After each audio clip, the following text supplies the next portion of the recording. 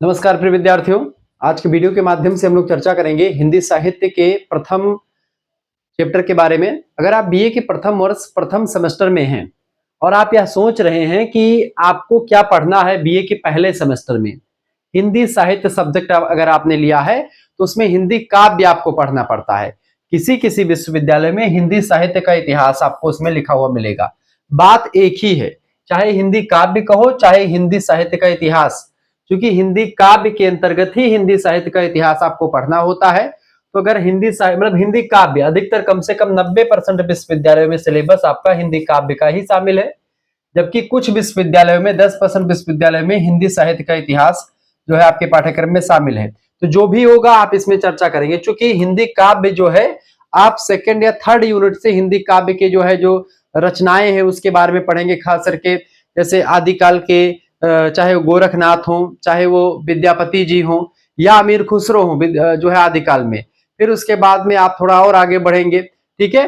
फिर उसमें और भी कवियों के बारे में आप पढ़ते हैं, ठीक है। और फिर उसके बाद में भक्ति काल आएगा, फिर भक्ति काल के बाद में रीति काल, फिर आधुनिक काल में भारतेंदु युग, द्विवेदी युग, ठीक है, छायावाद युग। इसके छायावाद के बाद में छायावाद के बाद मतलब छायावादोत्तर युग आते हैं। उसमें आप देखेंगे जैसे कि प्रयोगवाद, फिर प्रगतिवाद, फिर नई कविता, और फिर उसके बाद में आप देखेंगे धीरे धीरे करके चीजें आगे बढ़ती जाती हैं। तो उसी हिसाब से हम चीजों को समझते हुए आगे बढ़ेंगे। हालांकि यहाँ पर सबसे पहले हम हिंदी साहित्य का इतिहास ही पढ़ेंगे। जब आप हिंदी काव्य की बात करते हैं तो इकाई संख्या 1 में आपको हिंदी साहित्य का इतिहास, लेखन की जो परंपरा शुरुआत हुई है उसी के बारे में पढ़ना है। तो आज हम चैप्टर संख्या 1 के अंतर्गत पढ़ेंगे कि जो है हिंदी साहित्य का जो इतिहास लेखन प्रारंभ हुआ वो कहाँ से प्रारंभ हुआ, उसके बारे में विस्तार से चर्चा करेंगे। खास करके गारसा दत्तासी से लेकर के मिश्र बंधु, डॉक्टर जॉर्ज ग्रियर्सन, डॉक्टर आचार्य रामचंद्र शुक्ल जी, हजारी प्रसाद द्विवेदी जी या नगेंद्र और तमाम प्रकार के विद्वानों का क्या पॉइंट ऑफ व्यू रहा हिंदी साहित्य के इतिहास लेखन को लेकर के, सब कुछ विस्तार से चर्चा करने का प्रयास करेंगे। हिंदी साहित्य का काल विभाजन भी आज की वीडियो के माध्यम से हम देखेंगे। तो ओवरऑल अगर देखेंगे तो ये एक लंबा चैप्टर है, तो 1 आध घंटे की वीडियो हो जाएगी। तो प्लीज वीडियो को अंत तक जरूर देखिएगा, क्योंकि बड़ी मेहनत के द्वारा यह वीडियो तैयार किया गया है। आप सभी से निवेदन है कि सभी लोग वीडियो को शेयर कर दीजिएगा। चैनल पर पहली बार आए तो चैनल को सब्सक्राइब कर दीजिएगा। चैनल का नाम है शुक्ला स्टडी पॉइंट। हाय दोस्तों, मैं शिवम शुक्ला आप सभी दोस्तों का हार्दिक स्वागत करता हूं आपके अपने YouTube channel Shukla study point में। अब आइए हम चीजों को समझते हैं। अच्छा, यहाँ पर सबसे मजेदार बात यह है, यहाँ पर हम एमसीक्यूज प्रश्न और लिखित दोनों टाइप के प्रश्नों के बारे में आपको बताएंगे, यानी अति लघु उत्तरीय, लघु उत्तरीय, दीर्घ उत्तरीय प्रश्न भी और ऑब्जेक्टिव प्रश्न, सभी प्रश्नों को इकाई संख्या मतलब इस चैप्टर से बनने वाले सारे प्रश्नों को भी मैं बता दूंगा। 2027, 28, 29 सभी के लिए बहुत ही महत्वपूर्ण होगा। और इससे पहले तमाम सारे मतलब 2026 वाला भी मैंने कोर्स पढ़ाया था, उसमें भी मैंने वीडियो लेक्चर बताया हुआ है। लेकिन अब चूंकि मैंने नोट्स हैंड रिटन तैयार किया हुआ है, तो हैंड रिटन नोट्स का आपको मैं वीडियो पढ़ा करके दूंगा। फिर इसके बाद में सभी चैप्टर्स के ऐसे नोट्स तैयार किए जा रहे हैं, ये सारे नोट्स आपको मिल जाएंगे अगर आप हमारे साथ जुड़ते हैं। तो सबसे पहले आपको ये नोट्स में दिखाने का प्रयास करता हूं। ये हैंड रिटन नोट्स है दोस्तों, ये आप यहाँ पर देख पा रहे होंगे। यहाँ पर थोड़ी सी कैमरे की क्वालिटी डाउन है, चूंकि लाइट थोड़ा सा कम रहती है, आप इसको मैनेज कर लीजिएगा। लेकिन जब नोट्स आपको मिलेगा आपके फोन में दिखेगा, एकदम से परफेक्ट नोट्स आपके लिए तैयार किया गया है। यहाँ पर आप देख पा रहे होंगे एकदम से परफेक्ट नोट्स है, और यह नोट्स आपके लिए हैंड रिटन नोट्स तैयार किया गया है। हिंदी साहित्य के इतिहास को बहुत ही सरल तरीके से समझने के लिए ऐसे नोट्स की आपको जरूरत पड़ेगी। डॉक्टर जॉर्ज अब्राहम ग्रियर्सन ने किस तरीके से चीजों को बताया, ठीक है। फिर इसके बाद में हम चीजों को पूरा विस्तार से चर्चा करने का प्रयास करेंगे। यहाँ पर आप देख पा रहे होंगे पूरा ऐसे में चार्ट के माध्यम से, माइंड मैप के माध्यम से हर एक पहलू को, हर एक चीजों को आपको समझाने वाला हूं। हिंदी साहित्य का इतिहास आज चुटकियों में आपका होगा और चुटकियों में हल होगा। फिर हम देखेंगे हिंदी साहित्य के इतिहास में जो प्रमुख विद्वानों ने किस तरीके से योगदान दिया, उन सभी चीजों को समझने का प्रयास करेंगे, ठीक है। मिश्र बंधु से लेकर के डॉक्टर हजारी प्रसाद द्विवेदी, आचार्य रामचंद्र शुक्ल का पूरा माइंड मैप, किस किस तरीके से उन्होंने क्या क्या नाम दिया, पूरा विस्तार से हम चर्चा करने का प्रयास करेंगे। अब यहाँ पर ये नोट्स दिखाने का मतलब ये है कि अगर आपको कोर्स में ज्वाइन होना है या नोट्स प्राप्त करने हैं, हैंड रिटन नोट्स आप देख पा रहे होंगे, उच्च क्वालिटी के नोट्स हैं। ये सारे नोट्स हर एक यूनिट के मिलेंगे। फिर लास्ट में ये आपके 20 ऑब्जेक्टिव प्रश्नों का इस श्रृंखला भी मैंने रख दी है, और इसके आंसर शीट यहाँ पर जो पीला कलर का दिख रहा है ये उसका सही आंसर है। ये लिए पूरा मैंने नोट्स आपके लिए तैयार किया हुआ है। तो इकाई मतलब चैप्टर संख्या 1 में हम इन पूरी चीजों के बारे में चर्चा करेंगे। अब यहाँ पर सबसे इंपॉर्टेंट बात यह है कि आपको ये पीडीएफ कैसे मिलेगा और हमारे कोर्स से कैसे ज्वाइन हो। जो पुरानी वीडियोस हैं हमारे जिसमें बहुत सारे चैप्टर पढ़ाए गए हैं वो सब आप कैसे प्राप्त करेंगे। तो आपको प्राप्त करने के लिए करना क्या है, 99 84 039 139 इस नंबर पर आपको व्हाट्सएप पर एसएमएस कर देना है। क्या एसएमएस कर देना है दोस्तों, इस नंबर पर व्हाट्सएप पर एसएमएस करना है। आप अपना नाम लिख करके एसएमएस कर, अपना नाम, अपनी यूनिवर्सिटी का नाम, अपने सब्जेक्ट के नेम और आप किस सेमेस्टर में है अपने सेमेस्टर का नाम लिख करके भेज दीजिएगा। जैसे आप जो है फर्स्ट सेमेस्टर में है, ठीक है, तो आपके सेमेस्टर मतलब फर्स्ट सेमेस्टर में अभी आपने एडमिशन लिया है। देखिए दोस्तों फर्स्ट ईयर, अब यहाँ पर समझ लीजिए जो पहले फर्स्ट ईयर बहुत सारे बच्चे सोते हैं फर्स्ट ईयर, तो फर्स्ट ईयर आपका है तो फर्स्ट ईयर में कितने सेमेस्टर होंगे, एक होगा आपका फर्स्ट सेमेस्टर, ठीक है, यानी फर्स्ट सेमेस्टर, और दूसरा होगा मतलब 6 महीने पर पेपर हो जाएगा इसका, फिर अगले 6 महीने में सेकंड सेमेस्टर का पेपर होगा। तो फर्स्ट एंड सेकंड सेमेस्टर जो है दोस्तों ये 2 सेमेस्टर आपको एक साल में 2 बार पेपर देने होंगे प्रत्येक 6 महीने पर। तो केवल एक सेमेस्टर आपका होगा 6 महीने तक, ठीक है, यानी कि आपका इसका जो पेपर होगा नवंबर दिसंबर जनवरी तक आपका पेपर इसका कंप्लीट हो जाएगा, मतलब दिसंबर लास्ट मान के चलो पेपर आपके शुरू हो जाएंगे। तो फर्स्ट सेमेस्टर की अगर बात की दोस्तों तो इसकी फीस केवल दिसंबर तक आपको पढ़ना है, जनवरी तक तो उसके लिए 100 रुपए फीस है। 100 रुपए फीस में हिंदी साहित्य का वीडियो लेक्चर पीडीएफ नोट्स भी मिलेगा, ठीक है, हर एक चैप्टर के ऐसे नोट्स भी हैं और पुराने नोट्स भी हैं, दोनों टाइप के नोट्स आपको मिल जाएंगे। प्रैक्टिस के लिए ऑब्जेक्टिव क्वेश्चंस के तमाम सारे प्रैक्टिस अवेलेबल है, पिछले साल के क्वेश्चन पेपर आपको मिल जाएंगे, लिखित वाले भी और ऑब्जेक्टिव वाले भी, दोनों सॉल्यूशन के साथ ये सब आपको मिल जाएंगे मात्र 100 रुपए फीस में। केवल हिंदी का नहीं बल्कि हिंदी के साथ संस्कृत है तो उसका भी मिल जाएगा, जियोग्राफी है तो उसका मिल जाएगा, पॉलिटिकल साइंस है, हिस्ट्री है, किसी भी सब्जेक्ट का आप तैयारी करना चाहते हैं तो आप तैयारी कर सकते हैं।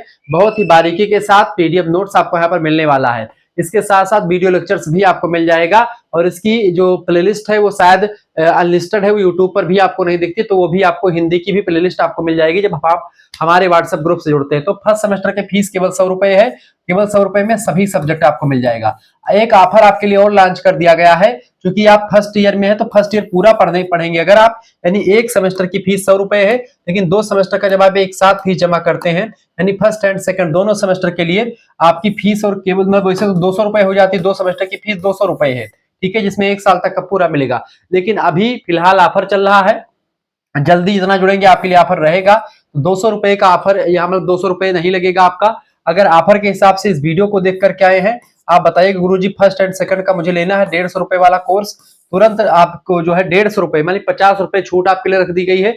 मात्र 150 रुपए फीस में पूरा फर्स्ट सेमेस्टर के सभी सब्जेक्ट, इसमें आपका को करिकुलर का एक सब्जेक्ट होता है जिसमें प्राथमिक चिकित्सा और स्वास्थ्य या फूड न्यूट्रिशन हाइजाइन, इन दोनों में से कोई एक जो है शामिल होता है सब्जेक्ट, उसका परीक्षा ऑब्जेक्टिव होती है, उसका कम से कम 10 प्रैक्टिस सेट आपको मिल जाएगा, चाहे प्राथमिक चिकित्सा और स्वास्थ्य हो और चाहे वो खाद्य पोषण और स्वच्छता हो, दोनों की तैयारी में पूरा विस्तार से करवा दूंगा। यानी कि को करिकुलर का भी पूरा मिल जाएगा जिसकी परीक्षा ऑब्जेक्टिव होती है।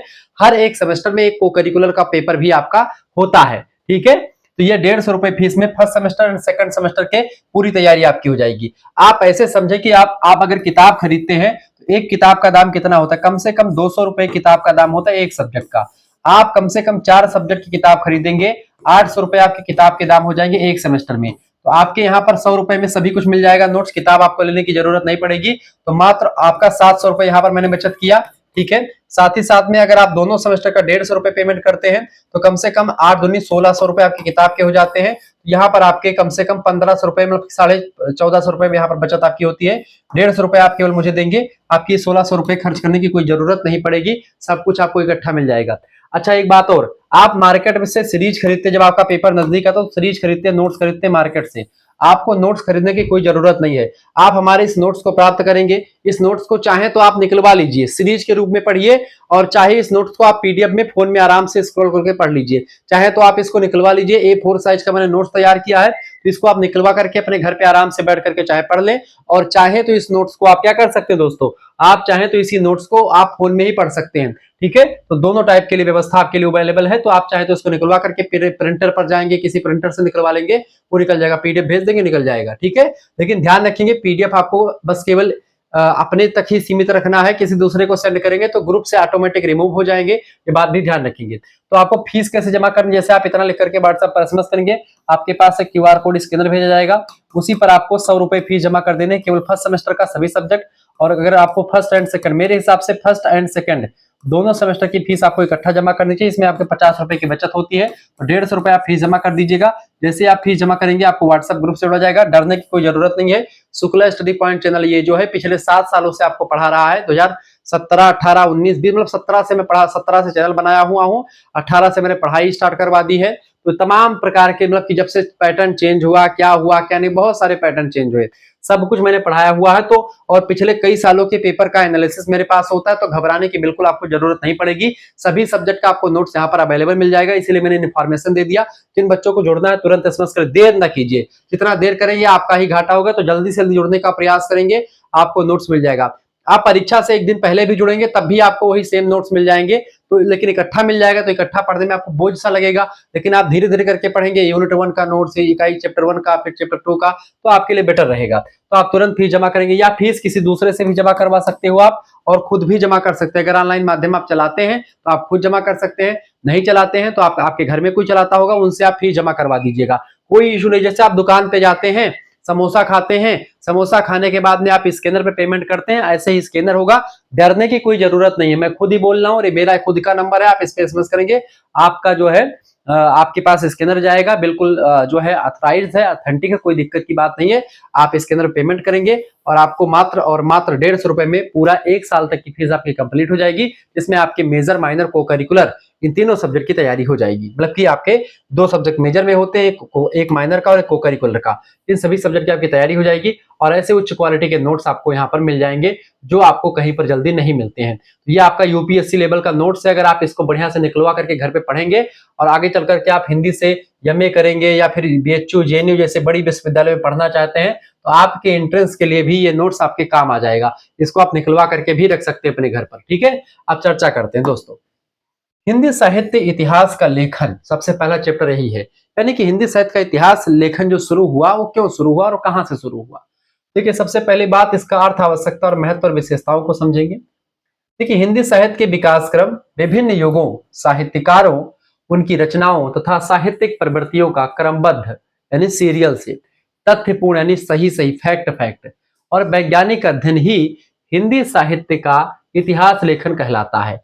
कि कोई भी जो जितने भी युग हैं, जितने भी साहित्यकार हैं और उनकी रचनाएं हैं, उनका और साहित्यिक जो प्रवृत्तियां हैं उस काल की, ठीक है, उस युग की, उन साहित्यकारों की, उसको क्रमबद्धता से, यानी आदिकाल के तो आदिकाल, फिर भक्ति काल, फिर रीति काल, फिर आधुनिक काल, इस तरीके से क्रमबद्ध, तथ्यपूर्ण, सही सही जानकारी, वैज्ञानिक अध्ययन, यानी कि एकदम से कोई उसमें लाग लपेट की बात नहीं होनी चाहिए, एकदम से फैक्ट फैक्ट बात होनी चाहिए। वैज्ञानिक अध्ययन जो होता है वही हिंदी साहित्य का इतिहास लेखन कहलाता है। इतिहास लेखन केवल घटनाओं का संग्रह नहीं होता, बल्कि साहित्य के विकास, परिवर्तन तथा उसकी सांस्कृतिक पृष्ठभूमि का क्या होता है, समयक विश्लेषण होता है, कंप्लीट जो है एनालिसिस होता है। क्लियर, यानी संस्कृति जो होती है उस समय की, तो उस युग की उस संस्कृति भी उसमें आ जाती है, क्या क्या परिवर्तन हुए और कैसे कैसे साहित्य का डेवलपमेंट हुआ, विकास हुआ। जैसे आदिकाल में आप देखेंगे भाषा उतनी ज्यादा आपको अच्छी नहीं दिखेगी, फिर धीरे धीरे करके भक्ति काल आएगा। भक्ति काल में भाषा में 2 बोलियों का प्रभुत्व रहा, खास करके अवधी बोली और ब्रज भाषा, इन दोनों का प्रभुत्व रहा।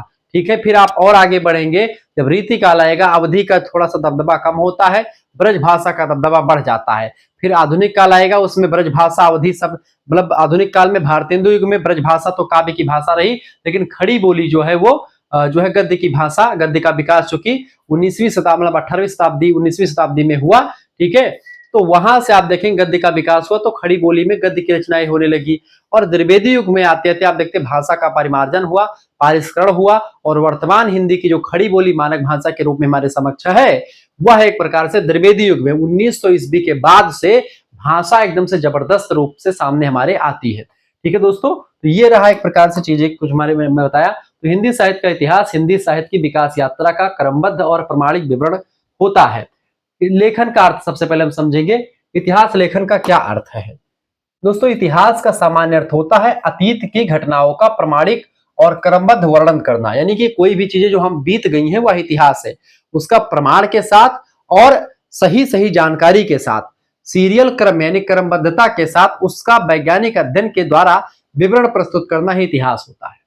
जब हिंदी साहित्य के विकास, साहित्यकारों, काव्यधाराओं, भाषा, शैली तथा साहित्यिक प्रवृत्तियों का वैज्ञानिक ढंग से अध्ययन किया जाता है, तो उसे हिंदी साहित्य का इतिहास लेखन कहा जाता है। ठीक है, यानी जब भी तो हिंदी साहित्य के इतिहास यानी हिंदी साहित्य का विकास कैसे हुआ, पहले कैसे रचनाएं लिखी जा रही थी, उन रचनाओं की विशेषता क्या थी, कौन से रचनाकार थे, कौन से जो है रचनाएं हमारे समक्ष आई, तो उन सभी चीजों को हम धीरे धीरे करके समझते हैं कि भाई आदिकाल में कैसी विशेषता रही। फिर उसके बाद में आगे चल करके भक्ति काल आया। भक्ति काल में भक्ति काल को भक्ति काल क्यों कहा जाता है, क्यों भक्ति काल कहा गया, चूंकि उसकी प्रवृत्तियां भक्ति पूर्वक रही। तो सब चीजों को हम देखेंगे आचार्य रामचंद्र शुक्ल जी ने क्यों कहा। तो वही सब चीज याद रखने योग्य बात इसमें यह है कि इतिहास लेखन साहित्य के विकास की एक कहानी है। साहित्य का विकास कैसे हुआ उसी का एक कहानी, उसी की स्टोरी को इतिहास लेखन कहा जाता है।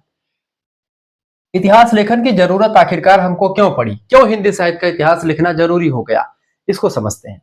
दोस्तों, हिंदी साहित्य के विकास क्रम को समझने के लिए जरूरी है किसी भी चीज के को पढ़ने से पहले उसका इतिहास क्या रहा, उसका प्राचीन मतलब पहले उसका कैसा लोग उसको अध्ययन करते थे, तो उन चीजों को जानना जरूरी है। क्योंकि घर बनवाने से पहले, ठीक है, घर बनवाने से पहले नींव खुदवाना बहुत जरूरी होता है, एक आधार का होना बहुत जरूरी होता है। ऐसे ही दोस्तों, अपने किसी भी सब्जेक्ट को जानने से पहले उसके विकास यात्रा को, उसके इतिहास को समझना जरूरी होता है। तो विकास क्रम को समझने में मदद करता है हिंदी साहित्य का इतिहास लेखन, इसीलिए इसकी जरूरत पड़ी। इतिहास लेखन की आवश्यकता दूसरे कारण से इसलिए पड़ी क्योंकि विभिन्न कालों और साहित्यिक प्रवृत्तियों का ज्ञान प्राप्त करने के लिए भी जरूरत पड़ी। ठीक है, इसके अलावा कवियों और लेखकों के योगदान का मूल्यांकन करने के लिए भी इतिहास लेखन की आवश्यकता पड़ी। क्योंकि बहुत सारे कवि रहे हैं, लेखक रहे, उनका साहित्य में क्या योगदान रहा है, इसके बारे में विस्तार से जानना भी पड़ा। दोस्तों, इतिहास लेखन की आवश्यकता आखिरकार इसलिए पड़ी क्योंकि इसमें जो कवि रहे हैं उनका क्या योगदान रहा है, और लेखकों का बेसिकली योगदान का मूल्यांकन कर सके कि किस कवि ने कितना योगदान साहित्य के विकास में दिया। इसके साथ साथ साहित्य और समाज के पारस्परिक संबंधों को समझने के लिए, क्योंकि कहा जाता है कि साहित्य जो होता है किसका दर्पण है, समाज का दर्पण है। समाज में जो होता है वो एक प्रकार साहित्य में लिखा जाता है। ठीक है, तो इस तरीके से उन चीजों को, साहित्य और समाज के जो बीच में पारस्परिक संबंध है, उस संबंध को समझने के लिए इतिहास लेखन की आवश्यकता पड़ी। इसके साथ साथ विद्यार्थियों और शोधार्थियों यानी जो पीएचडी के भी स्टूडेंट हैं, जो पढ़ने वाले बच्चे हैं, उनको प्रामाणिक जानकारी उपलब्ध कराने के लिए भी इतिहास लेखन जरूरी हो चुका था कि हिंदी साहित्य को समझने के लिए आखिरकार कहां से शुरुआत की जाए, कहां से पढ़ा जाए। हिंदी साहित्य को पढ़ने के लिए सबसे पहला या डर जो बना रहता है कि इतिहास मतलब कि हिंदी साहित्य का इतिहास चूंकि बड़ा विषय है और हिंदी साहित्य का इतिहास में बहुत बड़ी चीज है, हिंदी एक अपने आप में बहुत बड़ा विषय है, तो उसको कहां से पढ़ा जाए, कैसे प्रमाणिक अध्ययन किया जाए, तो उसके लिए शोधार्थियों के लिए ये जरूरी होगा इतिहास लिखना। इतिहास लेखन साहित्य की परंपरा को सुरक्षित करने का एक माध्यम होता है ताकि साहित्य सुरक्षित रहे। अब आगे बढ़ते हैं, अगला हेडिंग लिखेंगे आप सभी लोग। दोस्तों, इतिहास लेखन का क्या महत्व है। आवश्यकता आपने समझ ली, इतिहास लेखन को समझ लिया, अब उसका महत्व क्या है, इंपॉर्टेंस क्या है इतिहास लिखने की, इसको समझते हैं। लिखेंगे, साहित्य की विकास यात्रा का ज्ञान प्राप्त होता है इससे, पहला महत्व। दूसरा महत्व, विभिन्न युगों की विशेषताओं का परिचय मिलता है। जैसे आदिकाल की विशेषता रही वीर गाथा काल, उसका नाम दिया गया, तो इसमें वीरता पूर्वक रचनाएं खूब हुई। भक्ति काल में भक्ति से रिलेटेड रचनाएं बहुत सारी आई, इसलिए उसको भक्ति काल कहा गया। रीति काल में नक्सिक वर्णन हो रहा था, स्त्रियों के रूप लावण्य का वर्णन हो रहा था, ठीक है, एक एक अंग का वर्णन हो रहा था, तो वहां पर उसको रीति काल कहा गया, श्रृंगार काल भी कहा गया। फिर उसके बाद में आधुनिक काल को आधुनिक काल इसलिए कहा गया क्योंकि वहां पर आप देखते हैं आधुनिकता आई, गद्य का विकास हो, इसलिए उसको गद्य काल भी कहा जाता है, तो उसकी विशेषताओं का परिचय भी मिलता है। ये महत्व। तीसरा, साहित्य के सही मूल्यांकन में सहायता मिलती है। इसके साथ साथ सांस्कृतिक और सामाजिक चेतना का विकास होता है। परीक्षा और प्रतियोगी परीक्षाओं की दृष्टि से अत्यंत उपयोगी होता है इतिहास लेखन, क्योंकि जब भी कोई भी चीज अच्छे तरीके से लिखी रहेगी तो उसको समझ पाएंगे विद्यार्थी लोग। इतिहास के बिना साहित्य का समुचित अध्ययन संभव नहीं है, इसलिए इतिहास बहुत जरूरी है साहित्य में। ये रहा। अगला पॉइंट लिखेंगे, इतिहास लेखन की प्रमुख विशेषताएं क्या रही। पहली विशेषता, प्रामाणिक और तथ्यपरक होना। अगर कोई भी इतिहास लिखा जा रहा है तो इतिहास तब बनता है दोस्तों जब कोई भी जानकारी प्रामाणिक हो, यानी जो भी लिखा जाए वो सही हो और तथ्यपरक हो, एकदम से फैक्ट हो। दूसरी बात, क्रमबद्ध और वैज्ञानिक प्रस्तुति उसकी हो।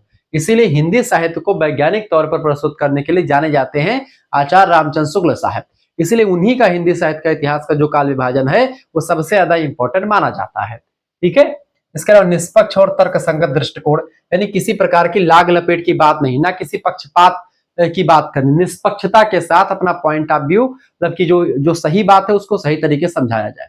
ठीक है, इसके अलावा साहित्य समाज और संस्कृति का समन्वित अध्ययन जो है ये भी इसकी विशेषता होती है, जो कि साहित्य, समाज और संस्कृति का समन्वित अध्ययन होना चाहिए इतिहास लेखन में। इसके अलावा साहित्यिक प्रवृत्तियों का विश्लेषण होता है, सरल, स्पष्ट और प्रभावशाली भाषा का प्रयोग होता है, और आलोचनात्मक और वस्तुनिष्ठ दृष्टिकोण भी इसमें सामने आता है। ये सारी विशेषताएं इतिहास लेखन की हैं। तो ये एक प्रकार से पहला चैप्टर यहीं पर कंप्लीट हो जाता है। अगर नॉर्मली देखा जाए तो इतिहास लेखन की इसी में आपका पहला चैप्टर कंप्लीट हो जाता है। लेकिन मैं और आगे बढ़ूंगा, मैं पूरी चीजों को आपको समझाऊंगा, मतलब बहुत सारी चीजों को आज की वीडियो के माध्यम से कम 2-3 चैप्टर को लपेट दूंगा। ठीक है, तो घबराने की बिल्कुल आपको आवश्यकता नहीं पड़ेगी, क्योंकि जब आप हमारे साथ होते हैं तो आपके लिए मैं ऐसी चीजें लाऊंगा जो आपकी परीक्षा के लिए बहुत ही बेस्ट है। ठीक है, और आपको कहीं पर कुछ पढ़ने की जरूरत नहीं पड़ेगी। परीक्षा के लिए जो महत्वपूर्ण तथ्य है उसको भी मैंने यहाँ पर नोट डाउन कर लिया। पहली बात, हिंदी साहित्य का इतिहास लेखन साहित्य के विकास का वैज्ञानिक और क्रमबद्ध अध्ययन है, पहला पॉइंट। दूसरी पॉइंट लिखेंगे, इतिहासकार को निष्पक्ष, प्रामाणिक और आलोचनात्मक दृष्टि अपनानी चाहिए। अगर कोई बात गलत है तो उसको गलत कहने में कोई हर्ज नहीं होना चाहिए। तीसरी बात, हिंदी साहित्य का इतिहास केवल कवियों का परिचय नहीं बल्कि संपूर्ण साहित्यिक विकास का विवेचन होता है। केवल कवियों के बारे में लिख देने से, मिस्र बंधु ने ही क्या कवियों का विवरण दे दिया तो उनका इतिहास नहीं कहा गया। ठीक है, अभी चर्चा हम करेंगे आगे चल करके। अब दोस्तों, अब आगे बढ़ते हैं। हिंदी साहित्य के इतिहास लेखन का जो प्रथम इतिहासकार रहा है उसके बारे में समझते हैं। हिंदी साहित्य का पहला इतिहास किसने लिखा, किस विद्वान ने लिखा, आखिरकार वह कौन सा ऐसा विद्वान है जिसने सबसे पहले हिंदी साहित्य का इतिहास लिखा? दोस्तों, उसका नाम है गारसा द तासी। यह फ्रेंच साहित्यकार था। इसने हिंदी साहित्य के इतिहास को लिखने के लिए फ्रेंच भाषा में हिंदी साहित्य का इतिहास लिखा, जिसका नाम था दोस्तों क्या नाम था? ये नाम था जो है हिस्टार द लिटरेचर इंदोए हिंदुस्तानी। ठीक है, ये हिस्टोरियन द ला लिटरेचर इंदोए हिंदुस्तानी, ये जो है इसका ग्रंथ था। यह ग्रंथ 1839 में फ्रांस की राजधानी पेरिस में प्रकाशित हुआ था। 2 भागों में ग्रंथ विभाजित है। पहला भाग है इसका हिंदी साहित्य इंदुई और दूसरा भाग है उर्दू साहित्य हिंदुस्तानी। इस पुस्तक का उद्देश्य भारतीय भाषाओं, विशेषकर हिंदी और उर्दू के साहित्य का परिचय यूरोप के लोगों को कराना था कि हिंदी और जो है उर्दू, इनका विकास कैसे हुआ। इनके इतिहास को लिखने का सबसे पहला प्रयास गारसा द तासी ने किया था अपने ग्रंथ में। ठीक है, गारसा द तासी का पूरा नाम था जोजेफ गारसा द तासी। ठीक है, इनका जन्म 1794 ईस्वी में फ्रांस के मार्सिल नगर में हुआ था। ये सब आपको याद करने की कोई जरूरत नहीं है, बस इतना याद रखिए कि हिंदी साहित्य का पहला इतिहास ग्रंथ लिखा था गारसा द तासी ने। कहा, किस भाषा में? जो है किस भाषा में? फारसी भाषा में लिखा था। फ्रेंच साहित्यकार ही थे। पहला 2 भागों में विभाजित है ग्रंथ। पहला हिंदी साहित्य को लेकर के है हिंदुई और दूसरा है उर्दू साहित्य को लेकर के हिंदुस्तानी। इन दोनों चीजों को ध्यान रखेंगे। ठीक है, ये एक प्रसिद्ध फ्रांसीसी विद्वान, भाषा के अच्छे जानकार और साहित्यकार थे। ठीक है, इसके अलावा इन्होंने भारतीय भाषाओं और साहित्य के अध्ययन में विशेष रुचि ली और इनकी मृत्यु 1878 ईस्वी में हो जाती है। ठीक है, अब इनसे जुड़े हुए जो कुछ चीजें इन्होंने अपने साहित्य में क्या क्या लिखा इसको समझते हैं। दोस्तों, हिंदी साहित्य के इतिहास लेखन में योगदान इनका जो रहा वो ये रहा, पहला योगदान। हिंदी साहित्य के इतिहास लेखन का श्रेय सबसे पहले गारसा द तासी को ही जाता है। ठीक है, मतलब फ्रांस की भाषा में लिखा था, फ्रेंच भाषा में, लेकिन सबसे पहला प्रयास इन्होंने किया था। सफल नहीं रहे लेकिन प्रयास इन्होंने किया था। इन्होंने हिंदी और उर्दू साहित्य का प्रथम बार व्यवस्थित रूप से परिचय कराया था। इन्होंने भारतीय साहित्य के प्रति यूरोप में रुचि और सम्मान उत्पन्न करी थी। ठीक है, भारतीय साहित्य के प्रति इन्होंने हिंदी साहित्य के प्रमुख कवियों, ग्रंथों और उनकी रचनाओं का परिचय दिया लोगों को। इन्होंने साहित्य के काल विभाजन का भी प्रयास किया, लेकिन उतना प्रयास सही नहीं रहा। इन्होंने हिंदी उर्दू साहित्य के विकास की रूपरेखा प्रस्तुत की, जो आगे के इतिहासकारों के लिए एक आधार जरूर बनी। ठीक है, विशेषताएं ये रही इनके इतिहास की कि हिंदी और उर्दू साहित्य का प्रथम व्यवस्थित और क्रमबद्ध परिचय हुआ, भारतीय साहित्य को विश्व पटल पर पहचान दिलाई, तथ्य संग्रह की दृष्टि से महत्वपूर्ण कार्य किया, काल विभाजन का प्रथम प्रयास इन्होंने किया, विभिन्न स्रोतों से सामग्री एकत्र कर प्रस्तुति की। हालांकि इतना ज्यादा इनका जो है मान नहीं रहा, लेकिन हाँ प्रयास जरूर किया। सीमाएं ये रही इनके लेखन की कि ये स्वयं हिंदी भाषा से पूर्णतः परिचित नहीं थे, फिर भी ये हिंदी साहित्य के इतिहास लिखने के लिए तैयार हो गए थे। हिंदी साहित्य के बारे में उतना जानकारी इनको नहीं थी, लेकिन फिर भी हिंदी साहित्य का इतिहास इन्होंने फ्रेंच भाषा में लिखा। इन्होंने केवल सुनी सुनाई बातों और उपलब्ध स्रोतों पर ही निर्भर रहे और उसी के आधार पर लिखा। इन्होंने सही जानकारी नहीं दे पाए। कई स्थानों पर तथ्य अपूर्ण और त्रुटिपूर्ण रहे हैं इनके। ठीक है, भाषा शैली विदेशी है, जिससे भारतीय संदर्भ की कमी आपको दिखाई पड़ेगी साफ साफ। ये सब कमियां इसमें दिखाई पड़ती हैं। साहित्य की गहन आलोचना भी इसमें नहीं दिखाई पड़ती, यानी कि इनका भले ही प्रयास इन्होंने पहली बार किया हो, लेकिन इनका जो इतिहास का प्रयास रहा इतिहास लेखन का, वह हिंदी साहित्य को लेकर के सफल नहीं माना जाता है, यानी ये निगलेक्ट। ठीक है, हालांकि प्रयास इन्होंने किया है। अब यहाँ पर माइंड मैप के जरिए हम समझते हैं दोस्तों। ठीक है, देखिए महत्वपूर्ण तथ्य है कि हिंदी साहित्य के इतिहास लेखन का कार्य गारसतासी ने सबसे पहले आरंभ किया। इनकी पुस्तक 1839 में प्रकाशित हुई। 2 ग्रंथ में, पहला हिंदी, दूसरा उर्दू साहित्य। यूरोप में हिंदी उर्दू साहित्य का परिचय कराया। गारसतासी को हिंदी साहित्य का प्रथम इतिहासकार माना जा सकता है। ठीक है, अब गारसतासी को लेकर के अब यहाँ तक आपने पूरी चीजें पढ़ी। अब इसको माइंड मैप से भी आप समझ सकते हैं। अब देखिए माइंड मैप क्या है कि आपके दिमाग में एक फोटो क्लिक मेमोरी होनी चाहिए। आपके समझ जब भी आप पेपर में जाएंगे, अगर लिखित परीक्षा है, ऐसे बना करके आप समझा देंगे चार्ट के रूप में। एग्जामिनर अगर आप सरकारी कॉलेज में पढ़ते हैं, यूनिवर्सिटी में पढ़ते हैं, प्रोफेसर आपकी कॉपी चेक करेगा, और जब ऐसे ट्रिकी वे में आपको देखेगा तो लगेगा कि हाँ बच्चा बहुत ब्रिलियंट है, नंबर आपको ऑटोमेटिक एक आध नंबर बढ़ा करके दे देगा। ठीक है, तो यहाँ पर आप देखें, प्रथम इतिहासकार, हिंदी साहित्य के इतिहास लेखन का कार्य सर्वप्रथम आरंभ किया। वही सब चीजें लिखी हैं, लेकिन इसको माइंड मैप के जरिए समझाया गया है। ठीक है, आप इसको प्रमुख ग्रंथ कौन सा है, 1847 में प्रकाशित हुए। ठीक है, ये चीज 1794 में जन्म हुआ, 1878 में मृत्यु हुई, मार्सेल फ्रांस में जन्म हुआ। ठीक है, ये सब चीजें। सीमाएं इसकी क्या है, भाषा का पर्याप्त ज्ञान था, अनेक स्थानों पर अपूर्ण जो है तथ्य इनका, आलोचनात्मक दृष्टि उतनी जबरदस्त नहीं है। ठीक है, हिंदी उर्दू साहित्य का प्रथम परिचय कराया, साहित्य के काल विभाजन का प्रथम प्रयास भी जो है गारसतासी साहब ने किया। ये बढ़िया चीजें रही। ठीक है, अब आगे बढ़ते हैं। तो भैया इनका जो है साहित्य जो इन्होंने लिखा, हिंदी साहित्य का इतिहास लिखने काम किया कि हिंदी साहित्य का इतिहास कैसे कैसे आगे बढ़ा, कौन कौन से कवि रहे, कौन कौन सी रचनाएं उनकी रही, वो उतना सफल नहीं रहा। अब दूसरे विद्वान आते हैं, जॉर्ज अब्राहम ग्रियर्सन। हिंदी साहित्य के इतिहास लेखन के प्रमुख इतिहासकारों में दूसरा नाम आता है डॉक्टर जॉर्ज ग्रियर्सन का। आगे पीछे हो सकते हैं मिस्र बंधु डॉक्टर जॉर्ज ग्रियर्सन, हालांकि समझते पहले विदेशियों को समझ लेते फिर इंडियन को समझेंगे। इनका जीवन परिचय। डॉक्टर जॉर्ज अब्राहम ग्रियर्सन का जन्म 7 जनवरी 1851 ईस्वी को आयरलैंड में हुआ था। प्रसिद्ध भाषा विद्वान, सर्वेक्षक और इतिहासकार थे। इन्होंने भारत में रह करके भारतीय भाषाओं और साहित्य का गहन अध्ययन किया। इनका निधन 7 मार्च 1941 को हो चुका था। अब इनका जो प्रमुख ग्रंथ है दोस्तों, ये है the modern vernacular literature of Hindustan. The modern vernacular literature of Hindustan, ये पुस्तक का नाम है इनकी, अंग्रेजी भाषा में लिखा इन्होंने। यह ग्रंथ 1889 में प्रकाशित हुआ। ठीक है, इसमें इन्होंने आधुनिक भारतीय आर्य भाषाओं, विशेष करके हिंदी, उर्दू, मराठी, गुजराती आदि के साहित्य का इतिहास लिखा, इनमें हिंदी का भी नाम आता है। हालांकि इन्होंने काफी हद तक फ्रेंच इतिहासकार गारसतासी से काफी अच्छा काम किया, लेकिन इन्होंने भी सफलता नहीं प्राप्त की। अब समझते हैं, इनकी सीमाएं भी समझते, सब कुछ जानते हैं।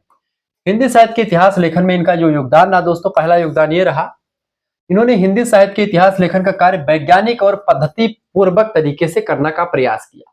इन्होंने भाषा वैज्ञानिक दृष्टि से हिंदी भाषा और साहित्य के विकास का अध्ययन किया। इन्होंने हिंदी साहित्य को आधुनिक भारतीय भाषाओं के विकास क्रम से जोड़ करके देखा। साथ ही साथ में इन्होंने काल विभाजन का प्रथम प्रयास किया और साहित्यिक विकास के चरण बताए। इन्होंने हिंदी गद्य के विकास, पत्रकारिता, नाटक, उपन्यास आदि पर विशेष प्रकाश डाला। साथ ही साथ में इन्होंने साहित्य और समाज के पारस्परिक संबंधों पर बल दिया। ठीक है, ये सब चीजें इन्होंने करी।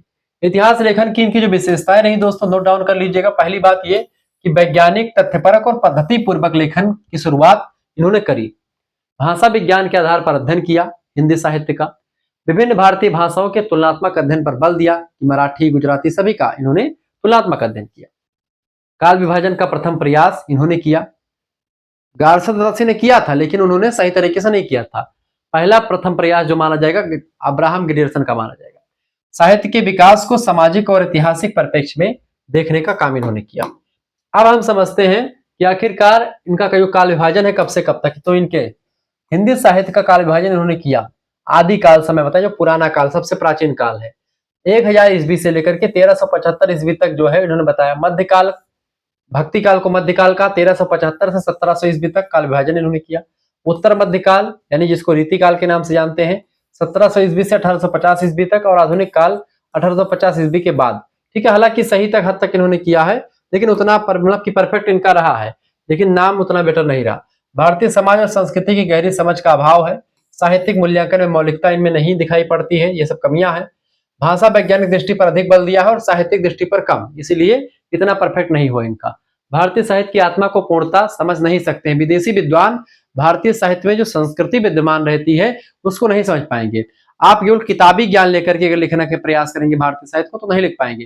भारतीय समाज को समझने के लिए अगर आप सोचें कि केवल पढ़ी पढ़ी बातों पर हम भारतीय समाज को समझ लेंगे, नहीं समझ पाएंगे। आप वहां पर रह करके देखेंगे तो बेटर तरीके से आप समझ पाएंगे। तो ये सब चीजें जरूरत होती है, ठीक है। अब महत्वपूर्ण तथ्य यहाँ पर आप आराम से देख सकते हैं। माइंड मैप यहाँ पर आपका दिया गया है, ठीक है। और यहाँ पर महत्वपूर्ण तथ्य है दोस्तों, इसको समझ लेते हैं। डॉक्टर ग्रियर्सन ने हिंदी साहित्य के इतिहास का लेखन को नई दिशा दी। उनका ग्रंथ आधुनिक भारतीय भाषाओं के इतिहास लेखन का आधार ग्रंथ माना जाता है। बिल्कुल ठीक बात है। इन्होंने हिंदी साहित्य के विकास को अन्य भारतीय भाषाओं के संदर्भ में प्रस्तुत किया और ग्रियर्सन को आधुनिक भारतीय भाषाओं के इतिहास का प्रणेता भी माना जा सकता है, ठीक है। यहाँ पर आप देखेंगे विशेष तमाम सारी चीजें हैं इसमें। यहाँ पर आप इनके ग्रंथ को देख सकते हैं कि भाई देखिए, सबसे इंपॉर्टेंट बात यह है कि बस इनको ये समझें कि डॉक्टर जॉर्ज ग्रियर्सन जो है उनका ग्रंथ का क्या नाम है। तो आप यही ध्यान रखेंगे, the modern vernacular literature of Hindustan 1889 में प्रकाशन हुआ। बस इतना ही ध्यान रखिएगा, ठीक है। और बाकी क्या, वैज्ञानिक तथ्यपरक भाषा वैज्ञानिक दृष्टि तुलनात्मक अध्ययन किया इन्होंने साहित्य का, और भारतीय संस्कृति की समझ इनको नहीं थी, मौलिकता नहीं दिखाई पड़ती है। योगदान क्या है, वैज्ञानिक अध्ययन किया, काल विभाजन अच्छा किया, साहित्य और समाज के संबंध पर बल दिया। ये सब चीजें बता सकते हैं। जन्म वगैरह याद करने की कोई जरूरत इनकी नहीं है, ठीक है। आगे बढ़ते हैं। आपको नोट्स लिखने की कोई जरूरत नहीं है। आप इस चीज को, मैं नोट्स आपके पास भेजूंगा, जो आपको नोट्स मिलेगा जब आप हमसे जुड़ेंगे व्हाट्सएप ग्रुप से, आपको ये सारे नोट्स मिल जाएंगे। आप इनको आराम से फोटो निकलवा लीजिएगा आराम से। मुश्किल से तीसरा पेज है, देखिए एक एक पेज में बहुत सारी जानकारी है। एक पेज का मुश्किल से आपका 1-2 रुपए लगेगा, ठीक है। और 10 पेज का एक चैप्टर होगा, कम से कम मान लेते हैं आपका 20 रुपए में, मतलब कि। और अगर चाहे तो आप नहीं निकलवाइए, कोई इशू नहीं है, आप फोन से पढ़ लीजिए। अगर आप शौकीन है पढ़ने के, आगे भी पढ़ना चाहते हो तो ये नोट्स आपके लिए काफी हद तक इंपॉर्टेंट रहेगा, टीजीटी पीजीटी के लिए भी और एमए वगैरह के लिए भी। इसलिए आप इसको निकलवा जरूर लीजिएगा। जीवन परिचय देखिए, मिश्र बंधु नाम से प्रसिद्ध 2 भाई थे, श्याम सुंदर दास मिश्र और सुखदेव दास मिश्र। ये इसलिए इनको मिश्र बंधु कहते, दोनों भाई थे। इन्होंने भी ग्रंथ लिखा मिश्र बंधु विनोद नाम से। श्याम सुंदर दास का जन्म 1875 ईस्वी में हुआ था तथा सुखदेव दास मिश्र का जन्म 1883 ईस्वी में हुआ था। दोनों महान विद्वान, साहित्य सेवी, इतिहासकार, ग्रंथ संपादक था, हिंदी की प्रेमी रहे। और ये भारतीय विद्वान हैं दोनों लोग। इन्होंने हिंदी साहित्य के इतिहास लेखन का कार्य बहुत पहले 20वीं शताब्दी के आरंभ में ही आरंभ कर दिया था। मिश्र बंधु विनोद की अगर बात की, इनका ग्रंथ का क्या नाम है, मिश्र बंधु विनोद इनके ग्रंथ का नाम है। यह ग्रंथ 1907 ईस्वी में लगभग में प्रकाशित हुआ था। यह 3 भागों में उपलब्ध है। पहला प्रथम भाग आदिकाल से लेकर के संवत 1700 ईस्वी तक का जो समय काल है, वो सब विक्रमी तक, ये इसमें प्रथम भाग प्रकाशित हुआ। द्वितीय भाग संवत 1700 विक्रमी से संवत 1850 विक्रमी तक प्रकाशित हुआ। तीसरा भाग संवत 1850 से लेकर के 1900 विक्रमी तक प्रकाशित हुआ। इसमें हिंदी के कवियों, लेखकों और उनकी रचनाओं का और उनके जीवन परिचय का विस्तृत वर्णन है। अच्छा, इसीलिए कभी कभी मिश्र बंधुओं के इतिहास लेखन पर प्रश्न चिन्ह खड़ा होता है कि इन्होंने कवियों का परिचय ही करवा दिया, मतलब बहुत सारे कवियों का परिचय इसमें किया गया है। इतिहास कम और कवि परिचय ज्यादा लगता है इनका ग्रंथ। इतिहास साहित्य में इनका जो लेखन में योगदान रहा वो ये रहा दोस्तों, इन्होंने हिंदी साहित्य के इतिहास लेखन की आधार भूमि तैयार की। मिश्र बंधु विनोद हिंदी साहित्य का प्रथम विस्तृत ऐतिहासिक संकलन है, जहां पर सभी कवियों के बारे में बढ़िया जानकारी है।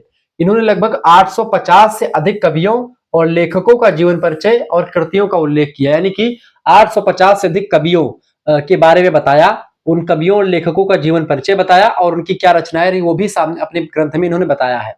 यानी कि ये कवियों के दृष्टि से, कवियों के परिचय की दृष्टि से, उनकी रचनाओं की दृष्टि से इनका यह ग्रंथ मिश्र बंधु विनोद सबसे बेटर माना जाता है। अनेक दुर्लभ ग्रंथों, पांडुलिपियों और स्रोतों का संग्रह करके हिंदी साहित्य की अमूल्य सामग्री सुरक्षित करने का काम मिश्र बंधु ने किया। मिश्र बंधु विनोद नाम के ग्रंथ में इन्होंने तथ्यों को एकत्र करने, संकलन करने और क्रमबद्ध रूप से प्रस्तुत करने का महत्वपूर्ण कार्य किया। आगे चल करके आचार्य रामचंद्र शुक्ल आदि इतिहासकारों को सामग्री और प्रेरणा जो प्रदान हुई वो मिश्र बंधु विनोद नाम के ग्रंथ से प्रदान हुई। चूंकि जानकारी इन्होंने बहुत ज्यादा स्रोत इकट्ठा किया, बहुत ज्यादा स्रोतों से बहुत ज्यादा संघर्ष किया इस ग्रंथ को इकट्ठा करने में, तमाम सारी जानकारी इकट्ठा करने में। ऐसे जानकारी नहीं इकट्ठा हो जाती, पहले गूगल वगैरह नहीं होते थे, जो कोई AI नहीं होता था कि पूछ लिया तुरंत बता दिया कि भाई ये चीज इसका ये होगा। पहले लोग मेहनत करते थे, ठीक है, तब जाकर के सफल।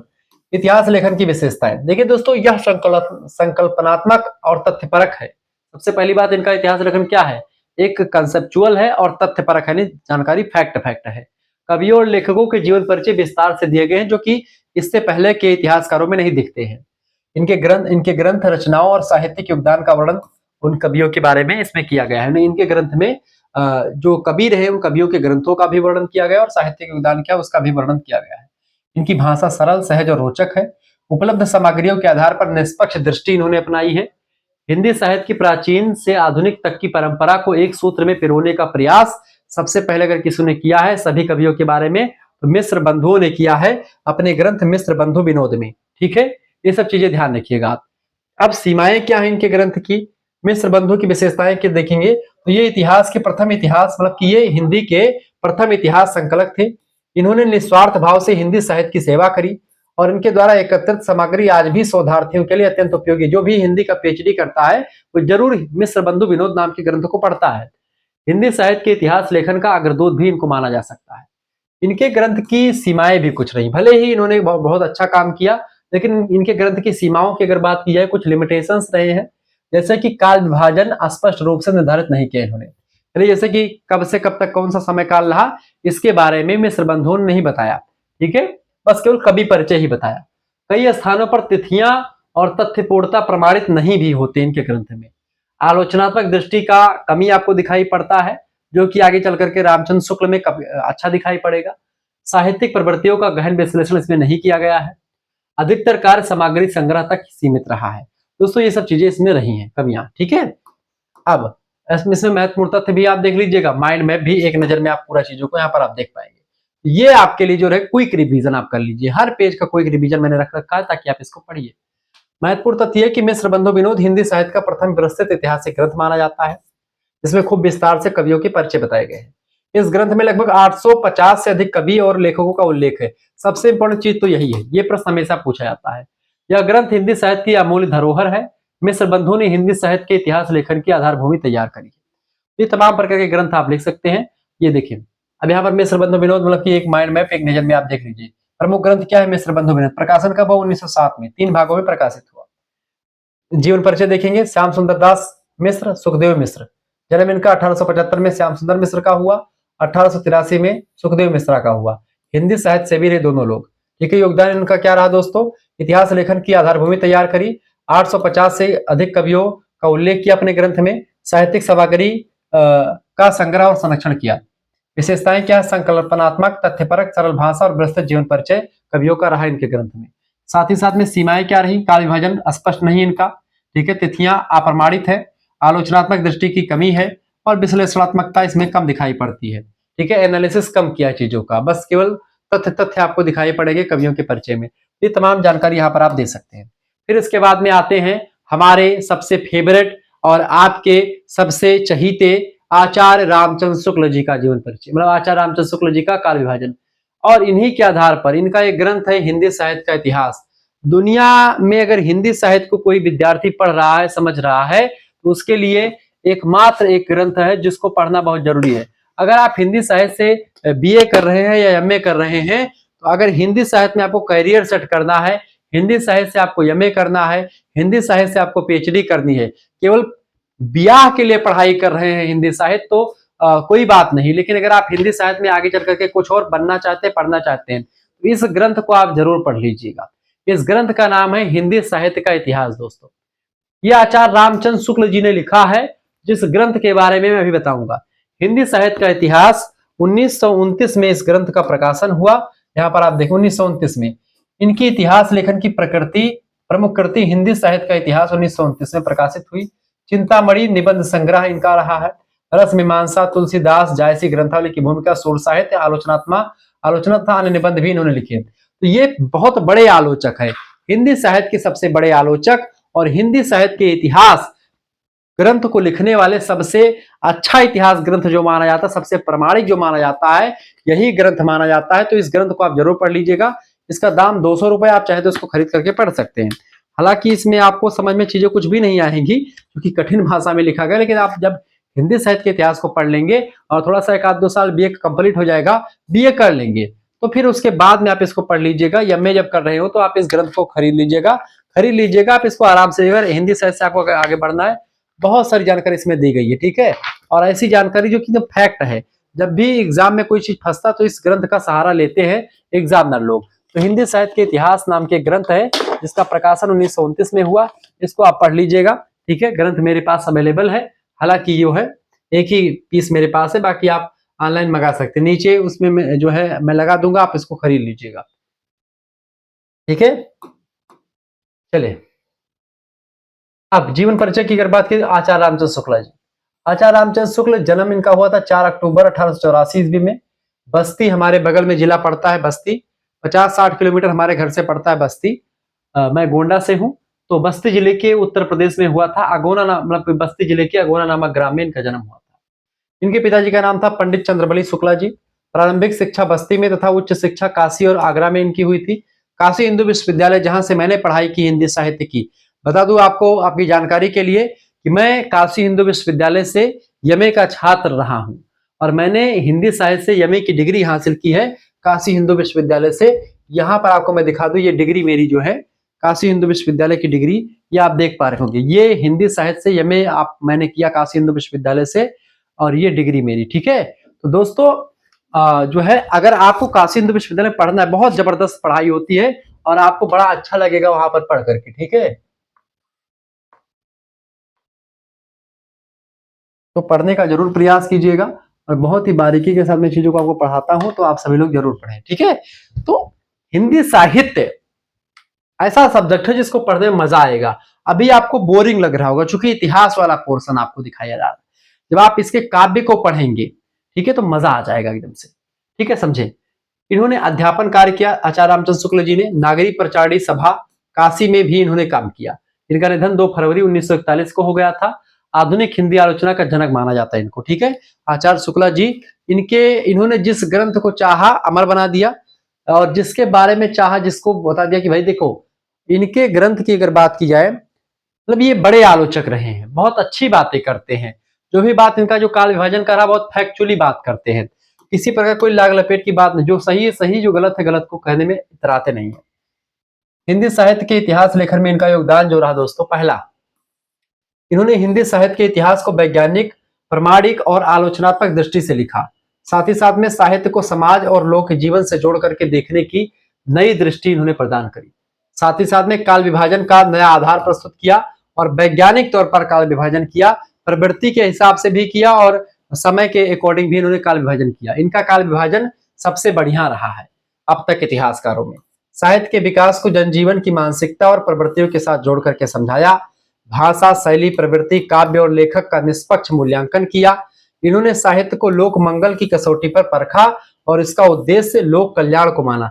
साहित्य का उद्देश्य क्या है? लोक कल्याण करना, और लोक मंगल की कसौटी पर परख करके तब उसका जो है मूल्यांकन किया साहित्य का। इनके इतिहास लेखन की विशेषताओं की अगर बात किया है आचार्य शुक्ला जी के, तो यह इतिहास वैज्ञानिक, प्रमाणिक और क्रमबद्ध है। आचार्य शुक्ल ने इतिहास को सामाजिक और मनोवैज्ञानिक आधार पर लिखा है। हिंदी साहित्य के की भूमिका लिख रहे थे, उसी भूमिका में इन्होंने जो है हिंदी शब्द सागर की भूमिका लिख रहे थे, उसी भूमिका में हिंदी साहित्य का इतिहास ग्रंथ लिख डाला। भूमिका में लिख रहे थे और भूमिका लिखते लिखते इतने बह गए शुक्ला जी की पूरी पुस्तकें लिख डाली। इन्होंने काल विभाजन का नया आधार दिया। इनकी दृष्टि समग्र, निष्पक्ष और आलोचनात्मक रही है। भाषा सरल, सुस्पष्ट, प्रभावशाली है। इन्होंने साहित्य को लोक मंगल की कसौटी पर परखा। साहित्य और समाज के पारस्परिक संबंधों का सुंदर विवेचन भी आचार्य शुक्ला जी ने किया है। इनका काल विभाजन भी हम देखेंगे। सीमाएं, इन्होंने छायावाद और प्रगतिवाद का समुचित मूल्यांकन नहीं किया। ठीक है, स्त्री लेखन और दलित साहित्य की उपेक्षा भी इन्होंने करी। ये सब कुछ सीमाएं हैं। कुछ स्थानों पर इनकी भाषा अत्यधिक गंभीर लगती है। कुछ कवियों और कृतियों के मूल्यांकन में पक्षपात के आरोप भी इन पर लगाए गए, जैसे कि कबीरदास या जितने भी आपके देखते हैं जो भी ऐसे कवि जो संत साहित्य से रिलेटेड रहे हैं, उनको इन्होंने छोड़ा। जैसे तुलसीदास पर काफी काम किया, जायसी पर इन्होंने काफी लिखा, सूरदास पर लिखा, लेकिन आप देखेंगे वहीं पर कबीरदास पर इतना काम नहीं किया। अच्छा, जिनको आचार्य रामचंद्र शुक्ल जी ने छोड़ा या उन्होंने कहा कि भाई ये चूंकि संत साहित्य से प्रभावित है, ऐसे में साहित्य के गुण इनमें नहीं दिखते हैं, ठीक है, तो उनको किसने पकड़ा? उनको पकड़ा दोस्तों आचार्य हजारी प्रसाद द्विवेदी ने। ठीक है, आचार्य हजारी प्रसाद द्विवेदी ही एक ऐसे विद्वान हैं जिन्होंने आचार्य रामचंद्र शुक्ल जी के विचारों का खंडन किया, उनके मत का खंडन किया। बाकी इनके मत का खंडन करने वाला कोई दूसरा नहीं था। आचार्य शुक्ला जी के अनुसार हिंदी साहित्य का जो काल विभाजन रहा दोस्तों, उसके बारे में समझते हैं। पहला काल इन्होंने जो बताया वो कहा आदिकाल। आदिकाल यानी सबसे प्राचीन काल। आदिकाल को ही इन्होंने वीरगाथा काल नाम दिया था। तो प्रश्न पूछा आता है आदिकाल को वीरगाथा काल किसने कहा? तो आचार्य रामचंद्र शुक्ला जी ने कहा था। विक्रम संवत में बताते हैं अपने ग्रंथ में 1050 विक्रमी से 1375 विक्रम संवत तक। अगर विक्रम संवत से सन निकालना हो तो आप क्या करेंगे? 57 घटा देंगे। जैसे कि 1050 है, 1050 से अगर आप 57 घटा देंगे दोस्तों तो आपका क्या निकलेगा? यहाँ से उधार लिया है 10, 10 7 गए 3, यहाँ बचे 4, यहाँ पे से उधार लिया यहाँ पे कितना 14, 14 में से 5 गए 9, 9 5 14, यहाँ पर बचा 9, 993 ईस्वी। यानी अगर आपको विक्रम संवत दिया हुआ है, आचार्य रामचंद्र शुक्ल के ग्रंथ जो लिखा हुआ है विक्रम संवत में ही सारी बातें लिखी है, उसको अगर आपको ईस्वी के सन में बदलना है दोस्तों तो आपको एक प्रकार से 57 से घटा देना होगा तो ईस्वी निकल आएगा। अगर ईस्वी से आपको विक्रम संवत में जाना है, ठीक है, विक्रमी में, तो आप इसमें 57 जोड़ देंगे तो विक्रम संवत निकल आएगा। यहाँ पर मैंने दोनों लिख रखा है इसीलिए, ठीक है। तो आदि वीरगाथा काल का समय काल कब से कब तक रहा?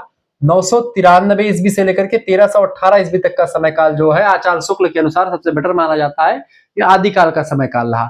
इसमें वीरगाथा पूर्वक रचनाएं हो रही थी, जिसमें पृथ्वीराज रासो से लेकर के तमाम प्रकार के ग्रंथ लिखे। पृथ्वीराज रासो, ठीक है, चंद्रबरदाई ने लिखा, ठीक है, ऐसे ही परमाल रासो, ठीक है, ऐसे ही आप देखते हैं आलखंड हो गया, तमाम सारे ग्रंथ जो हैं वो लिखे गए, ठीक है। बीसल देवरासो, नरपति नालह ने लिखा, तो ये सब चीजें हैं। फिर उसके बाद दूसरा काल आता है भक्ति, जिसमें भक्ति काल, पूर्व मध्य काल भी भक्ति काल को कहा इन्होंने, क्योंकि भक्ति पूर्व भक्ति वाली रचनाएं हो रही थी इसलिए इसको पूरा मतलब कि भक्ति काल कहा। अब 1375 विक्रम संवत से लेकर के 1700 विक्रम संवत तक ये रहा, यानी कि 1318 ईस्वी से लेकर के 1643 ईस्वी तक का समय काल जो रहा है इसमें भक्ति काल रहा है। भक्ति काल यहाँ पर 4 शाखाओं में आपको पढ़ने को मिलेगा। पहला है आपका संत साहित्य, जिसमें आपको मिलेगा दोस्तों संत साहित्य में निर्गुण ज्ञानाश्रयी शाखा और निर्गुण प्रेमाश्रयी शाखा। निर्गुण ज्ञानाश्रयी शाखा में दोस्तों जो संत रहे हैं उसमें कबीर दास, मलुक दास, नानक देव जैसे विद्वान हैं। फिर इसके बाद में अगर आप देखेंगे मलिक मोहम्मद जायसी वगैरह तो प्रेमाख्यान का भी परंपरा से जुड़े रहे हैं, ठीक है। और सगुण भक्त शाखा में आएंगे तो आपके राम भक्त शाखा जो है, जिसमें भगवान राम को आधार बना करके पूजा गया, जिसमें तुलसीदास जी सबसे नंबर 1 पर रहेंगे। और कृष्ण भक्त शाखा में आप देखेंगे सूरदास जी, ठीक है, अष्टधाम के कवि भी। चर्चा करेंगे हर एक काल के बारे में। अब अगला जो चैप्टर होगा आदिकाल से रिलेटेड होगा, विस्तार से बताएंगे। देखिए तीसरा रीतिकाल उत्तर मध्यकाल, संवत 1700 विक्रमी से लेकर के 1900 विक्रमी तक। 1643 ईस्वी से लेकर के 1843 ईस्वी तक का समय काल रीतिकाल रहा।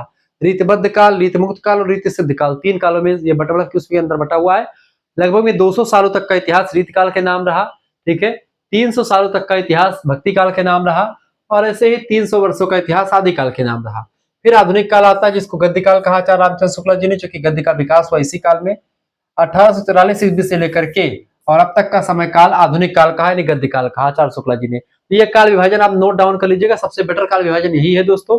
इसको थोड़ा सा मैं आपको थोड़ा सा बड़ा करके दिखा देता हूँ ताकि आपको क्लियर हो जाए। ये काल विभाजन दोस्तों इसको आप नोट डाउन कर लीजिएगा, इसका जो है इसको आप नोट डाउन कर सकते हैं। हालांकि इसका आपको सब कुछ मिल जाएगा, पीडीएफ नोट्स मिल जाएगा, सारी चीजें आपको मिल जाएंगी, कहीं पर आपको घबराने की कोई जरूरत नहीं पड़ेगी। लेकिन फिर भी आप इसको एक बार जो है स्क्रीनशॉट ले लीजिएगा, ठीक है। ये हिंदी साहित्य आचार्य रामचंद्र शुक्ल के अनुसार है। अब एक बार माइंड मैप को समझ लीजिए थोड़ा सा। महत्वपूर्ण तथ्य है दोस्तों कि आचार्य शुक्ल ने साहित्य के इतिहास लेखन को नई दिशा दी। इन्होंने हिंदी साहित्य को लोक मंगल और मानव मंगल की दृष्टि से देखा। इन्होंने साहित्य के इतिहास को जनता के जीवन, संस्कृति और मानसिकता से जोड़ करके देखा। इनकी रचना का नाम क्या है? हिंदी साहित्य का इतिहास, 1929 में प्रकाशित रचना है, ठीक है। इतिहास लेखन की अद्वितीय और आधारभूत कृति है। यह ग्रंथ जब आकर के आचार्य रामचंद्र शुक्ल जी ने लिखा तब जाकर के एक व्यवस्थित विवरण हमारे समक्ष आया हिंदी साहित्य के इतिहास का। आचार्य रामचंद्र शुक्ल को एक नजर में समझे। जन्म 4 अक्टूबर 1884, जन्म स्थान बस्ती अगोना ग्राम, उत्तर प्रदेश अगोना, ठीक है। पिता पंडित चंद्रबली शुक्ला प्रमुख कार्य अध्यापन का करते थे। निधन 2 फरवरी 1941 को हो गया था। ग्रंथ इनके हिंदी साहित्य का इतिहास 1929 में लिखा। बाकी चिंतामणि इनका निबंध संग्रह, बहुत सारे निबंध लिखे। रस मीमांसा, सूर साहित्य, तुलसीदास, जायसी ग्रंथावली की भूमिका, सब कुछ लिखा। कबीर के बारे में इन्होंने लिखा नहीं लिखा है। तुलसी सूर पर काफी काम किया, जायसी पर काफी काम किया, ठीक है। 4 काल विभाजन किया इन्होंने, आदिकाल, भक्ति काल, रीतिकाल और आधुनिक काल, यहाँ पर लिख दीजिए, ठीक है। आदिकाल को वीरगाथा काल कहा, आधुनिक काल को गद्य काल कहा। दोनों चीजें ध्यान रखेंगे। विशेषताएं वैज्ञानिक, प्रमाणिक और क्रमबद्ध रहे इनके ग्रंथ। सामाजिक और मनोवैज्ञानिक दृष्टि से लिखा, निष्पक्ष मूल्यांकन किया, सरल, सुस्पष्ट और प्रभावशाली भाषा का प्रयोग करके लिखा। योगदान क्या रहा? वैज्ञानिक और प्रमाणिक इतिहास लेखन किया, साहित्य को समाज और लोक जीवन से जोड़ करके देखा, काल विभाजन का नया आधार दिया और लोक मंगल की स्थापना करी। ये सारी चीजें आप आराम से लिख सकते हैं। अब आगे देखते हैं डॉक्टर राम कुमार वर्मा और डॉक्टर हजारी प्रसाद द्विवेदी के काल विभाजन। ठीक है, दोनों को समझते हैं सरसरी नजर में थोड़ा थोड़ा करके, क्योंकि आचार्य रामचंद्र शुक्ल जी का मेन था जो मैंने आपको बता दिया। अब समझते हैं डॉक्टर राम कुमार वर्मा जी का काल विभाजन, विस्तार से जानेंगे बहुत ही बारीकी के साथ। घबराने की आपको कोई जरूरत नहीं पड़ेगी, सब कुछ आपको यहीं पर मिलेगा एक ही स्थान पर। ठीक है, सबसे पहली बात दोस्तों, अब समझते हैं डॉक्टर राम कुमार वर्मा का काल विभाजन। ठीक है, डॉक्टर राम कुमार वर्मा का जन्म 24 दिसंबर 1905 को हुआ था। वे प्रतिष्ठित साहित्यकार, नाटककार, आलोचक और इतिहासकार थे। उन्होंने हिंदी साहित्य के इतिहास लेखन में महत्वपूर्ण योगदान दिया। किसने? राम कुमार वर्मा जी ने। ठीक है, इनकी प्रमुख कृतियां हिंदी साहित्य का आलोचनात्मक इतिहास लिखा। हिंदी साहित्य का क्या लिखा इन्होंने? आलोचनात्मक इतिहास लिखा। आचार्य रामचंद्र शुक्ल जी के इतिहास का क्या नाम है? हिंदी साहित्य का इतिहास। इन्होंने क्या लिखा? हिंदी साहित्य का आलोचनात्मक इतिहास। हिंदी समीक्षा लिखा ग्रंथ, कवि और कविता, ऐसे ग्रंथ इन्होंने लिखे। ठीक है, प्रमुख ग्रंथ की अगर बात की दोस्तों तो हिंदी साहित्य का आलोचनात्मक इतिहास नाम का ग्रंथ लिखा, जिसमें हिंदी साहित्य के इतिहास को बताया इन्होंने। यह ग्रंथ 1940 ईस्वी में प्रकाशित हुआ। इसमें हिंदी साहित्य का आलोचनात्मक और वस्तुनिष्ठ विवेचन किया गया है। इस ग्रंथ में साहित्य की प्रवृत्तियों और कवियों के मूल्यांकन पर विशेष बल दिया गया है। इस ग्रंथ की विशेषताओं की अगर बात की जाए तो विशेषताएं लिखिएगा। आलोचनात्मक और वैज्ञानिक दृष्टि का प्रयोग किया है, कवियों और कृतियों का निष्पक्ष मूल्यांकन किया है राम कुमार वर्मा जी ने, साहित्यिक प्रवृत्तियों का स्पष्ट विश्लेषण किया है और सरल, सुबोध तथा प्रभावशाली भाषा का प्रयोग भी इन्होंने किया हुआ है। अब हम समझते हैं दोस्तों किसके बारे में? आचार्य हजारी प्रसाद द्विवेदी के बारे में। तो इन सभी के बारे में ऐसे समझ लेते हैं। आचार्य हजारी प्रसाद द्विवेदी, इन्होंने भी हिंदी साहित्य के इतिहास को लिखा है। डॉक्टर हजारी प्रसाद द्विवेदी का जन्म 19 अगस्त 1907 ईस्वी को हुआ था। महान साहित्यकार, आलोचक और चिंतक और इतिहासकार थे। उन्होंने हिंदी साहित्य विशेषता भक्ति काल के अध्ययन में महत्वपूर्ण योगदान दिया। भक्ति काल पर काफी काम किया। जो चीजें छोड़ दी थी आचार्य रामचंद्र शुक्ल जी ने, जैसे कि आदि काल में उन्होंने केवल वीरतापूर्वक रचनाओं को लिया, सिद्धों की रचनाओं को, नाथों के बारे में उन्होंने कहना छोड़ दिया, उनको साहित्य की दृष्टि से दूर रखा। चाहे वो सिद्ध साहित्य रहा हो, चाहे वो जैन साहित्य रहा हो, उसको दूर रखा। नाथ साहित्य रहा हो, उसको दूर रखा आचार्य शुक्ला जी ने। लेकिन उन्हीं चीजों पर फोकस किया आचार्य हजारी प्रसाद द्विवेदी जी ने। खास करके हिंदी साहित्य का आदिकाल, हिंदी साहित्य के आदिकाल में इन्होंने नाथ सिद्धों की बानियों पर काम किया। कबीर जिन जो भक्ति काल में छोड़ दिए थे आचार्य शुक्ला जी ने, उन पर काम किया। भक्ति काल पर काम किया। आलोचना की समस्याएं भी इन्होंने एक पुस्तक लिखी। तो काफी काम किया इन्होंने। हिंदी साहित्य का आदिकाल पर काफी काम किया। ये सारे ग्रंथ इन्हीं के हैं। प्रमुख ग्रंथों में हिंदी साहित्य की भूमिका लिखी इन्होंने। जो हिंदी साहित्य का इतिहास है उसी टाइप का ग्रंथ है हिंदी साहित्य की भूमिका, 1946 में प्रकाशित हुई है। इस ग्रंथ में हिंदी साहित्य के विकास का ऐतिहासिक और सांस्कृतिक विवेचन इन्होंने किया। इसमें साहित्य को समाज, संस्कृति और इतिहास से जोड़ करके इन्होंने देखा।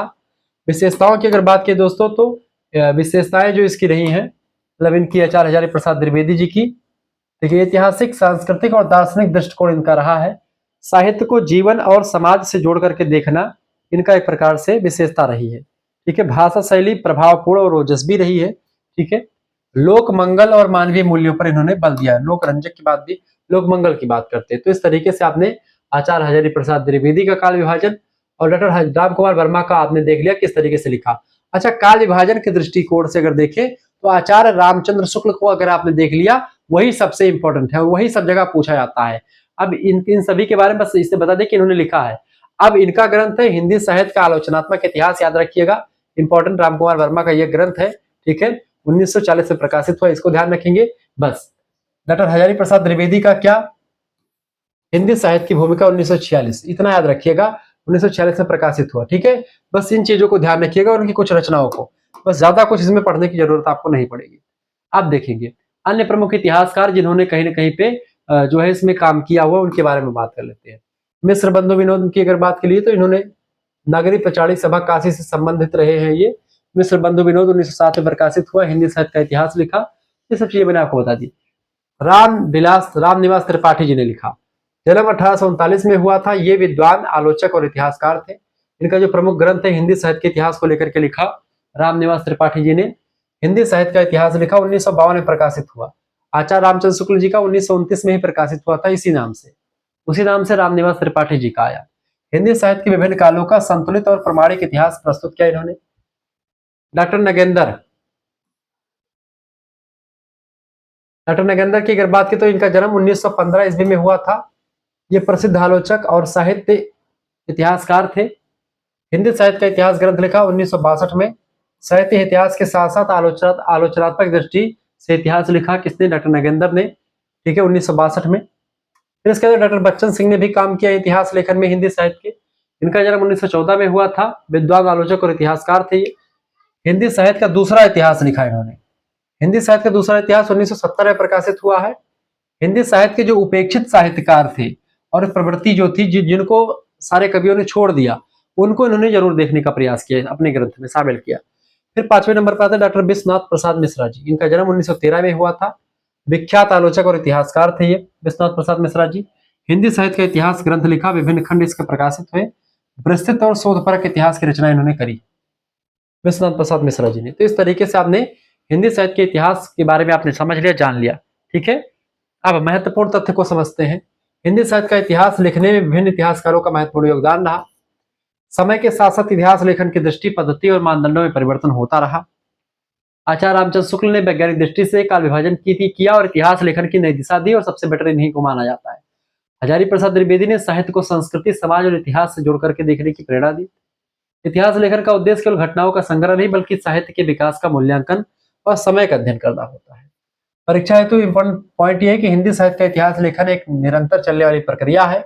हर इतिहासकार ने अपने समय की आवश्यकता के अनुसार इतिहास लिखा। तथ्यपरकता, निष्पक्षता, वैज्ञानिक दृष्टि और सरल भाषा इतिहास लेखन की अनिवार्य शर्त रही है। हिंदी साहित्य के इतिहासकारों के ग्रंथों का अध्ययन करना परीक्षा की दृष्टि से अत्यंत उपयोगी रहा है। दोस्तों, ये सब चीजें ध्यान रखेंगे। तो इस तरीके से हिंदी साहित्य के इतिहास लेखन की परंपरा को आपने बहुत ही बारीकी के साथ, बहुत ही विस्तार से जानने का प्रयास किया। अब हिंदी साहित्य के इतिहास लेखन में सभी विद्वानों के जो मत रहे उसको समझने का प्रयास करते हैं। जैसे हिंदी साहित्य का पहला वैज्ञानिक इतिहास लिखा आचार्य रामचंद्र शुक्ला जी ने, महत्वपूर्ण तथ्य है। दूसरी बात, हिंदी साहित्य का इतिहास ग्रंथ, हिंदी साहित्य का इतिहास 1929 में प्रकाशित हुआ। आचार्य रामचंद्र शुक्ल का इतिहास दृष्टिकोण कैसा रहा? लोकमंगल वाला रहा। आचार्य रामचंद्र शुक्ल के इतिहास का मूल आधार लोकमंगल की भावना रही है। आचार्य रामचंद्र शुक्ल ने इतिहास को 3 कालों में बांटा, गलत बात है, 4 कालों में बांटा था। आदिकाल, भक्ति काल, रीति काल और आधुनिक काल लिख लीजिएगा। 4 काल में बांटा, इसको काट दीजिएगा। आचार्य शुक्ल का मत, साहित्य को समाज की परिस्थितियों से जोड़ करके देखना चाहिए। आचार्य हजारी प्रसाद द्विवेदी ने क्या कहा? सांस्कृतिक और दार्शनिक दृष्टिकोण को अपनाया। ये सब पॉइंट आप लिख दीजिएगा, यहाँ पर फिर नोट डाउन कर लीजिएगा। महत्वपूर्ण तिथियां कुछ यहाँ पर मैंने रखी हैं। आचार्य रामचंद्र शुक्ल का जन्म 1884 में, मृत्यु 1941। हजारी प्रसाद द्विवेदी, सबका लिखा हुआ है। इस तरह उतना इंपॉर्टेंट नहीं है, लेकिन हाँ बाद में चल करके इंपॉर्टेंट होगा, तो ये सब आप नोट डाउन कर सकते हैं। लेकिन अभी फर्स्ट सेमेस्टर बच्चों के लिए इतना इंपॉर्टेंट नहीं है। हाँ, ये ग्रंथ सबसे इंपॉर्टेंट आपके लिए रखे गए हैं, इसको आप पॉइंट नोट कर लीजिएगा। आचार्य रामचंद्र शुक्ल जी के ग्रंथ का नाम है हिंदी साहित्य का इतिहास। आचार्य हजारी प्रसाद द्विवेदी के ग्रंथ का नाम है हिंदी साहित्य की भूमिका, कबीर, सूर साहित्य, ये भी लिखा है इन्होंने। कबीर पर काम किया, कबीर दूसरा ग्रंथ है, सूर साहित्य दूसरा ग्रंथ है, और हिंदी साहित्य की भूमिका भी लिखा। डॉक्टर राम कुमार वर्मा का इतिहास ग्रंथ है हिंदी साहित्य का आलोचनात्मक इतिहास। डॉक्टर नगेंद्र के ग्रंथ का नाम है हिंदी साहित्य का इतिहास। गणपत चंद्र गुप्ता जी के इतिहास का नाम है हिंदी साहित्य का आलोचनात्मक इतिहास। बच्चन सिंह के इतिहास का नाम है हिंदी साहित्य का इतिहास। नामवर सिंह, कहानी, नई कहानी, छायावाद पर काम किया, किसने? नामवर सिंह ने। ये सब चीजें आप ध्यान रखेंगे। और इसके बाद में ये तमाम सारी चीजें आप इसको पढ़ लीजिएगा, कोई इशू की बात नहीं, उसको मैं आराम से बता चुका हूँ, ठीक है। ये सब चीजें उतनी इंपॉर्टेंट, उतनी आपके लिए नहीं जरूरी है, लेकिन हाँ फिर भी आप इसको जरूर पढ़ सकते हैं। अब इसको अगर याद रखने की ट्रिक में अगर देखेंगे, शुक्ला जी लोकमंगल लाए, द्विवेदी संस्कृति बताए, वर्मा जी आलोचना लाए, नगेंद्र जी प्रवृत्ति समझाए, गुप्त जी समन्वय की बात करते, बच्चन सिंह ने मानव को साथ में रखा, नामवर सिंह ने दृष्टि बढ़ाई, इतिहास लेखन की राह दिखाई। ऐसे आप इसको जो है एक कविता के माध्यम से याद करने की ट्रिक यहाँ पर रखी गई है। ये सब भी आप थोड़ा सा अगर पढ़ लेंगे तो बेटर रहेगा। अब यहाँ पर एक माइंड मैप सभी इतिहास लेखन की प्रवृत्तियों को अगर समझे, यहाँ पर आप सभी को समझ सकते हैं कि देखिए आचार्य रामचंद्र शुक्ला जी ने क्या किया, लोकमंगल की बात करिए, 4 कालों में बांटा। तो ये सब चीजें आप थोड़ा सा पढ़ लीजिएगा, आराम से कोई देख लीजिएगा, इसमें आपको नोट्स मिल जाएगा। अब हम समझते हैं, सबसे इंपॉर्टेंट बात है कि इसके बहुविकल्पीय जो 20 क्वेश्चन हमने रखे हैं, इसको समझ लेते हैं। तो चैप्टर नंबर 1 आपका यहीं पर कंप्लीट होता है। अब यहाँ पर आपको 20 क्वेश्चन मैं बताऊंगा, तीव्र गति से आप सभी लोग देखने का प्रयास कीजिएगा। अब चूंकि 20 क्वेश्चन को समझने से पहले एक चीज यहाँ पर ये ध्यान रखें दोस्तों, ये सब आपको पीडीएफ नोट्स मिल जाएगा, आपको कहीं पर घबराने की कोई जरूरत नहीं है, ठीक है। पीडीएफ नोट्स कैसे आपको प्राप्त करना है, SMS कर दीजिएगा 9984 039 139। इस नंबर पर आप व्हाट्सएप पर SMS कर दीजिएगा। क्या SMS करेंगे? अपना नाम SMS कर दीजिएगा, अपनी यूनिवर्सिटी का नाम SMS कर दीजिएगा, अपने सब्जेक्ट का नाम और आपके सेमेस्टर में अपने सेमेस्टर का नाम। फर्स्ट सेमेस्टर की फीस मात्र और मात्र 100 रुपए रखी गई है। जिन बच्चों को जुड़ना है, आप जैसे SMS करेंगे आपके पास एक QR कोड स्कैनर भेजेंगे, उसी QR कोड स्कैनर पर आपको 100 रुपए फीस जमा कर देने हैं। जैसे आप फीस 100 रुपए जमा करेंगे, आपको एक व्हाट्सएप ग्रुप में जोड़ा जाएगा। गर्ल्स ग्रुप, बॉयज ग्रुप अलग अलग है, कोई दिक्कत की बात नहीं है। और वहीं पर आपको लाइव क्लास की लिंक भी मिलती रहेगी। ठीक है, पिछली पुरानी वीडियोस जो कि प्राइवेट वगैरह जो भी होंगी, सबकी वीडियो लेक्चर्स प्लेलिस्ट की लिंक मिल जाएगी हिंदी की। अच्छा, हिंदी के साथ साथ यहाँ पर geography, political science, history, Sanskrit, जो भी आपका सब्जेक्ट है को करिकुलर में, प्राथमिक चिकित्सा, स्वास्थ्य या खाद्य पोषण स्वच्छता, first aid and basic health अंग्रेजी में, फूड न्यूट्रिशन हाइजाइन, कुछ भी आपका शामिल हो को करिकुलर में। जिस परीक्षा चाहे आपकी ऑब्जेक्टिव हो रही हो एमसीक्यूज वाली, उसके कम से कम 10 प्रैक्टिस सेट आपको मिल जाएगा परीक्षा के दौरान को करिकुलर वाले के, और सब कुछ आपको मिल जाएगा। इन सभी के तमाम सारे चैप्टर्स, चैप्टर 1 चैप्टर 2, इन सभी के PDF नोट्स आपको मिल जाएंगे। घबराने की कोई जरूरत आपको नहीं पड़ेगी। तो आपके लिए पूरी बेटर तरीके की व्यवस्था कर दी गई है। सभी सब्जेक्ट का नोट्स मिलेगा, को करिकुलर वाला भी मिल जाएगा, और ज्योग्राफी, पॉलिटी, हिंदी जो भी आपका होगा सब मिल जाएगा। आपके लिए ऑफर ये है कि अगर आप फर्स्ट एंड सेकंड दोनों सेमेस्टर का एक साथ यानी 1 साल तक की फीस जमा करेंगे इकट्ठे, तो आपके लिए फीस 50 रुपए कम रख दी गई है। 1 साल की फीस 200 रुपए है, एक सेमेस्टर की फीस 100 रुपए, यानी एक सेमेस्टर में 6 महीने होते हैं, इसकी फीस 100 रुपए रखी गई है। लेकिन 2 सेमेस्टर की फीस 200 रुपए हो जाती है, लेकिन 200 रुपए आपके लिए नहीं। अगर 150 रुपए आप इकट्ठा जमा करते हैं, यानी 150 रुपए फीस जमा करते हैं, तो आपका फर्स्ट सेमेस्टर पूरा पढ़ाया जाएगा। और जब दिसंबर में आपका पेपर हो जाएगा फर्स्ट सेमेस्टर का, तो फिर उसके बाद में सेकंड सेमेस्टर का पेपर आपका जून जुलाई में होगा, मतलब कि जून में होगा, बेसिकली मई और जून में। ठीक है, मई में बेसिकली होता है, मई और जून में। तो मई जून मतलब कि मई और जून जो होता है अप्रैल से स्टार्ट हो जाता है। ठीक है, लेकिन मई मान करके चले तो मई में जो आपका पेपर होगा तो मई जून तक मैं पढ़ाऊंगा। ठीक है, मतलब कि अगले जून तक, अगले जुलाई तक, ठीक है, मैं पढ़ाऊंगा। उसमें जब आप 1 साल तक फीस जमा कर देंगे 150 रुपए में, 1 साल तक की फीस आपकी कंप्लीट हो जाएगी। सभी सब्जेक्ट का आपको उसमें नोट्स मिलेगा, सब कुछ मिलेगा। फायदेमंद बात यह है कि दोस्तों, आप एक सब्जेक्ट की सीरीज खरीदते हैं, 60 रुपए की सीरीज आती है। आपको 4 या 5 सब्जेक्ट की सीरीज खरीदनी पड़ेगी, कम से कम आपके 300 रुपए सीरीज में जाते हैं एक सेमेस्टर में। 2 सेमेस्टर में 600 रुपए आपके सीरीज के हो जाएंगे, और 2 सेमेस्टर की फीस केवल 150 रुपए हमारे पास, इसमें आपको वीडियो लेक्चर्स भी मिल जाते हैं। और सबसे इंपॉर्टेंट बात यह है कि हैंड रिटन नोट्स हैं, और आपको ऑब्जेक्टिव क्वेश्चंस भी मिल जा रहे हैं। तो आपके लिए बहुत ही बेटर यहाँ पर मैंने रख दिया है, घबराने की कोई जरूरत नहीं है। अब आइए हम जो है ऑब्जेक्टिव प्रश्नों को देख लेते हैं और तीव्र गति से चीजों को बताने का प्रयास करते हैं। हिंदी साहित्य के इतिहास लेखन का प्रथम वैज्ञानिक एवं पद्धतिपूर्ण कार्य किसने किया है? तो प्रथम वैज्ञानिक और पद्धतिपूर्ण कार्य किसने किया दोस्तों? तो प्रथम वैज्ञानिक और पद्धतिपूर्ण काम किया है, मतलब सबसे पहला काम किया है गार्सद तासी ने। ठीक है, लेकिन अगर पूर्ण रूप से अगर देखें तो आचार्य मतलब कि लेखन का काम किया है, काल विभाजन नहीं, लेखन तो गार्सद तासी लगा दीजिएगा।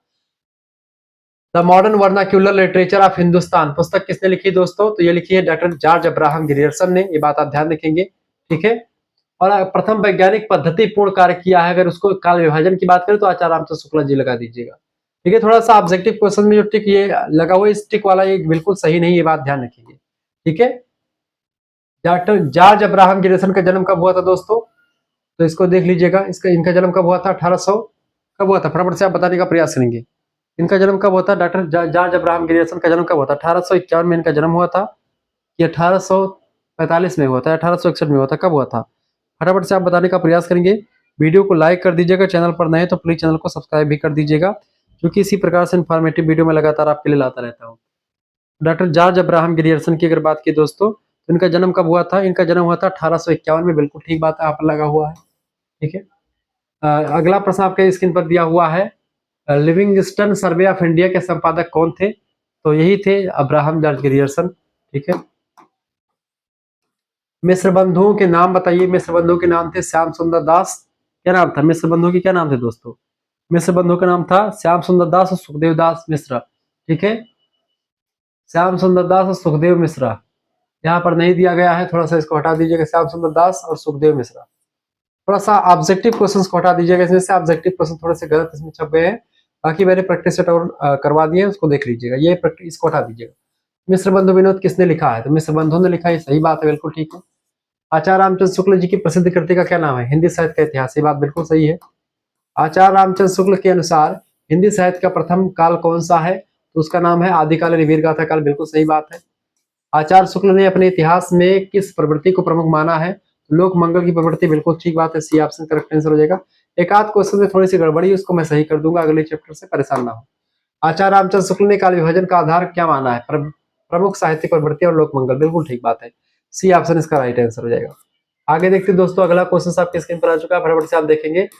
ठीक है, अगला क्वेश्चन आप देख लीजिएगा दोस्तों, फटाफट से आप देखेंगे। प्रश्न 11 नंबर, आचार्य रामचंद्र शुक्ल के अनुसार भक्ति काल की अवधि कितनी है? भक्ति काल आचार्य रामचंद्र शुक्ल जी के अनुसार अगर देखेंगे, भक्ति काल का जो समय काल है दोस्तों, वो रहा है कब से कब तक? संवत 1375 से लेकर के 1700 विक्रमी तक का।